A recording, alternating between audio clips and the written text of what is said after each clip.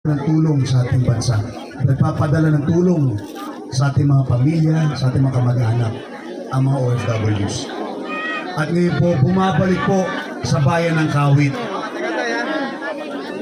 Sabi niya sa akin, Mayor, isa lang ang hinihingi ko sa'yo. Ang para sa tao ay dapat ibigay sa tao. Tama! Yan lang po. Yan lang ang pakiusap niya sa akin kapag nanalo po tayo. Ano po ibig sabihin nun? Ibig sabihin, kailangan ng transparency. Kailangan malinaw kung saan pumupunta ang bawat piso sa munisipyo.